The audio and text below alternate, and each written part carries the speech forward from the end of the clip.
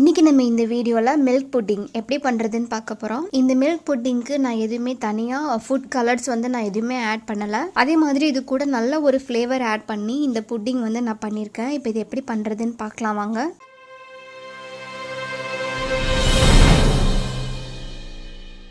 எப்பயுமே நம்ம புட்டிங் பண்ணுறதுக்கு நம்ம வீட்டில் பண்ணுறதா இருந்துச்சு அப்படின்னா நம்ம கார்ன்ஃப்ளவர் யூஸ் பண்ணுவோம், அப்படி இல்லைன்னா ஜெலட்டின் யூஸ் பண்ணுவோம், அதுவும் இல்லைன்னா அகரகர் யூஸ் பண்ணுவோம். நான் அகரகர் யூஸ் பண்ணி இந்த புட்டிங் பண்ணிக்க போகிறேன். உங்களில் கொஞ்சம் பேருக்கு அகரகர் அப்படின்னா என்னன்னு தெரியாமல் இருந்திருக்கலாம். அகரகர், அதுக்கப்புறம் சைனா கிராஸ், கடல் பாசி, இது எல்லாமே ஒன்று தாங்க. அதே மாதிரி நமக்கு ஜெலட்டின் கடையில் கிடைக்கும். ஜெலட்டினுக்கும் அகரகருக்கும் என்ன டிஃப்ரென்ஸ்ன்னு பார்த்தீங்கன்னா, ஜெலட்டின் கம்ப்ளீட்டாக ஒரு நான் வெஜிடேரியன் ப்ராடக்ட். அகரகர் பார்த்தீங்கன்னா கம்ப்ளீட்டாக வெஜிடேரியன் ப்ராடக்ட். நம்ம 100% பியூர் வெஜிடேரியனாக இருக்கும் அப்படின்னா நம்ம கண்ணை மூடிட்டு அகரகர் சூஸ் பண்ணிக்கலாம். காரணம் என்னன்னு பார்த்தீங்கன்னா, ஹெல்த் வைஸும் நல்ல ஒரு பெனிஃபிட்ஸ் நமக்கு கிடைக்கும். நான் அகரகர் யூஸ் பண்ணிக்க போகிறேன். இதே இதில் நீங்கள் ஜெலட்டின் யூஸ் பண்ணி பண்ண போகிறதா இருந்துச்சு அப்படின்னா நீங்கள் 10 கிராம்ஸ் அளவுக்கு ஜெலட்டின் கூட யூஸ் பண்ணிக்கலாம். இதே அகரகர் பார்த்தீங்கன்னா கடையில் நமக்கு பாக்ஸ்லேயுமே அவைலபிளாக இருக்கும். நீங்கள் பாக்ஸ் மாதிரி வாங்காமல் இந்த மாதிரி கவரில் இருக்க மாதிரி வாங்கிட்டீங்க அப்படின்னா உங்களுக்கு ஒரு காஸ்ட் எஃபெக்டிவாக இருக்கும். நான் இந்த புட்டிங் பண்ணுறதுக்கு கரெக்டாக 10 கிராம் அளவுக்கு அகரகர் நான் யூஸ் பண்ணிக்க போகிறேன். இந்த மாதிரி அகரகரை சின்ன சின்ன பீஸாக கட் பண்ணி எடுத்துக்கணும். 10 கிராம் அகரகருக்கு கரெக்டாக பார்த்தீங்கன்னா அரை கப் அளவுக்கு தண்ணி ஆட் பண்ணிக்கணும். தண்ணி ஆட் பண்ணின பிறகு ஒரு 15 நிமிஷத்துக்கு நல்லா ஊற வச்சு எடுத்துக்கோங்க. ஸோ இந்த மாதிரி நம்ம முன்னாடியே ஊற வைக்கிறதுனால நமக்கு குக் ஆகிற டைமுமே கொஞ்சம் சேவ் ஆகும். ஸோ நீங்கள் மேக்ஸிமம் ஒரு 20 நிமிஷம் கூட நல்லா ஊற வச்சாலுமே அது நல்லாவே வரும். ஒரு பாத்திரத்தில் 1.5 கப் அளவுக்கு பால் ஆட் பண்ணிக்கோங்க. அதுலேயே 2 டேபிள் ஸ்பூன் அளவுக்கு சர்க்கரை. ஒருவேளை சர்க்கரை இன்னும் உங்களுக்கு கொஞ்சம் அதிகமாக வேணும்னு நினச்சிங்கன்னா நீங்கள் இன்னொரு அரை டேபிள் ஸ்பூன் அளவுக்கு நீங்கள் ஆட் பண்ணிக்கலாம். பட் 2 டேபிள் ஸ்பூன் அளவு அப்படின்றது நார்மலான ஒரு சுகர் லெவல் தான். ஸோ லைட்டாக சர்க்கரையை மிக்ஸ் பண்ணிவிட்டு இந்த பாலை நல்லா கொதிக்க வச்சு எடுத்துக்கணும். பால் ரொம்ப சுண்ட காயணும்னு சொல்லி அவசியம் கிடையாது. ஒரு 2-3 முறை நல்லா பொங்கி வந்தாலே போதும். அந்த ஸ்டேஜில் நம்ம ஊற வச்சுருந்த அகரகரை இதுலேயே ஆட் பண்ணிவிட்டு இதை நல்லா வேக வைக்கணும். நான் எதுக்காக 1.5 கப் அளவுக்கு பால் ஆட் பண்ணியிருக்கேன் அப்படின்னா, நம்ம ஆல்ரெடி அரை கப் அளவுக்கு தண்ணி சைனா கிராஸோட நம்ம ஊற வச்சுருந்தோம். ஸோ மொத்தமாக பார்த்தீங்க அப்படின்னா 2 கப் மெஷர்மெண்ட் வரும். 1.5 கப் அளவுக்கு பால், அரை கப் அளவுக்கு சர்க்கரை. ஸோ 2 கப் அளவுக்கு நமக்கு லிக்விட் நம்ம இதில் ஆட் பண்ணியிருக்கோம். சைனா கிராஸ் அகரகர் பொறுத்த வரைக்கும் நம்ம டேரெக்டாக அதை குக் பண்ணி நம்மளால சாப்பிட முடியாது. ஸோ அப்படி சாப்பிடவும் கூடாது. லிக்விட் ஒரு 10 கிராமுக்கு ஒரு 2 கப்புன்ற மெஷர்மெண்ட் கரெக்டாக இருக்கும். ஸோ இந்த 2 கப் அப்படின்றது பார்த்தீங்கன்னா நம்ம செய்ய போற புட்டிங் கொஞ்சம் நல்லா கெட்டியான புட்டிங் மாதிரி நமக்கு கிடைக்கும். எனக்கு புட்டிங் இந்த மாதிரி நல்லா கெட்டியா வேணாம், எனக்கு ஜெல்லி மாதிரி சாஃப்டா வேணும்னு நினைச்சீங்கன்னா நீங்க இதே மெஷர்மெண்ட்டுக்கு பதுவா 2 கப்புன்னு நான் சொல்லியிருக்கேன் இல்லைங்களா, 2 கப்புக்கு பதுவா நீங்க மொத்தமா 3 கப் அளவுக்கு ஆட் பண்ணிக்கலாம். அதாவது 2.5 கப் அளவுக்கு பால் ஆட் பண்ணிக்கோங்க. ஒரு அரை கப் அளவுக்கு சைனா கிராஸை ஊற வச்சுக்கோங்க.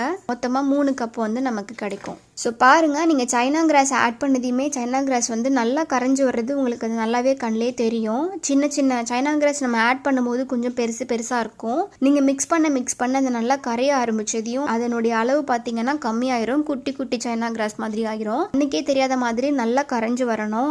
அந்த அளவுக்கு அடுப்பை நல்லா மீடியம் ஃப்ளேம்லேயோ இல்லை லோ ஃப்ளேம்லேயோ வச்சுட்டு நல்லா குக் பண்ணி எடுத்துக்கோங்க.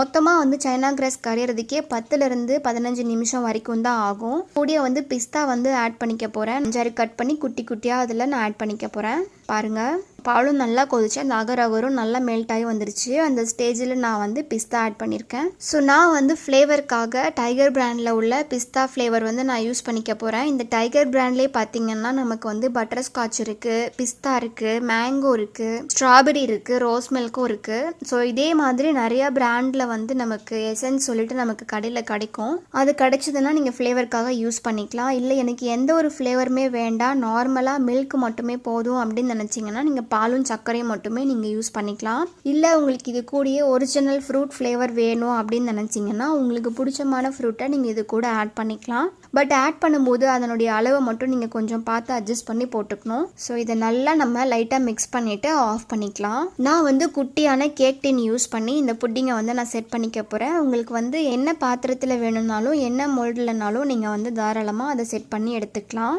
ஸோ அதே மாதிரி இது ரூம் டெம்பரேச்சரில் நீங்கள் 1 மணி நேரம் வச்சாலே போதும். அது ரொம்பவே சூப்பராக செட் ஆயிரும். இதை கொண்டு போய் ஃப்ரிட்ஜில் தான் வைக்கணும். ஃப்ரிட்ஜில் வச்சாதான் எனக்கு புட்டிங் கிடைக்குன்ற கான்செப்ட்லாம் கிடையாது. நார்மலாக ரூம் டெம்பரேச்சர்லேயே வைங்க. 1 மணி நேரம் வச்சிங்கன்னா உங்களுக்கு புட்டிங் கிடச்சிரும். ஸோ இப்போ பாருங்கள் நான் 1 மணி நேரம் வந்து ரூம் டெம்பரேச்சர்லேயே நான் வச்சு எடுத்துக்கிட்டேன். ஸோ பாருங்கள் 1 மணி நேரத்தில் எப்படி நல்லா சூப்பராக செட் ஆகி வந்திருக்கு அப்படின்னு. தலைகளாக கூட நான் திருப்பி காமிக்கிறேன். அந்த அளவுக்கு வந்து ஸ்டிஃபாக செட் ஆகிருக்கு.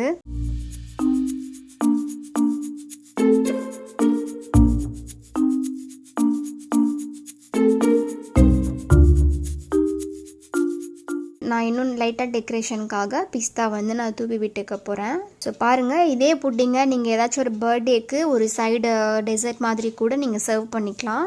நீங்கள் மெயினாக ஒரு ஃப்ளேவர் கேக் பண்ணிவிட்டு நீங்கள் அதை சுற்றியுமே வந்து இந்த மாதிரி சின்ன சின்ன புட்டிங்ஸ் மாதிரி செஞ்சு அதுலேயுமே நீங்கள் அழகாக டெக்கரேட் பண்ணிக்கலாம்.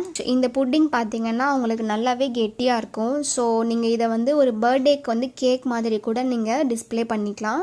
ஒரு பர்த்டேக்கு டக்குன்னு ஏதாச்சும் நீங்கள் ட்ரை பண்ணணும், ஒரு சர்ப்ரைஸாக நீங்கள் சீக்கிரம் செய்யணும் அப்படின்னு நினைச்சீங்கன்னா நீங்க இந்த புட்டிங் ட்ரை பண்ணிட்டு அழகா ஒரு கேக் டாப்பர் கூட நீங்க மேலே ஆட் பண்ணி சர்வ் பண்ணிக்கலாம். 10 கிராம் அளவுக்கு அகர் யூஸ் பண்ணி கிட்டத்தட்ட நமக்கு ஒரு 1/4 கிலோ வரைக்குமே நமக்கு புட்டிங் கிடைக்கும். 1/4 கிலோ கேக் டின் யூஸ் பண்ணி தான் நான் இந்த புட்டிங் பண்ணியிருக்கேன். கரெக்டாக எனக்கு 1/4 கிலோ வந்திருந்தது. ஸோ இப்போ இதை நான் உங்களுக்கு வந்து கட் பண்ணி காமிக்கிறேன் பாருங்க. உங்களுக்கு அது கட் பண்ணும்போதே தெரிஞ்சிருக்கும் நல்லாவே கெட்டியான புட்டிங் தான் கிடைச்சிருக்கு. ஸோ இப்போ இதை நான் வந்து உங்களுக்கு சாப்பிட்டு காமிக்கிறேன் பாருங்க. இது அழகாக வந்து சின்ன சின்ன பீஸா நம்ம போட்டுட்டு நம்ம சர்வ் பண்ணிக்கலாம். ஸோ இதே புட்டிங்கை நீங்களும் வீட்டில் ட்ரை பண்ணி பார்த்துட்டு எப்படி இருக்குன்னு சொல்லி கட்டாயம் எனக்கு கமெண்ட்டில் சொல்லுங்கள். இந்த வீடியோ வந்து யூஸ்ஃபுல்லாக இருந்துச்சு அப்படின்னா நம்ம சேனலை சப்ஸ்கிரைப் பண்ணி வச்சுக்கோங்க. And thank you so much.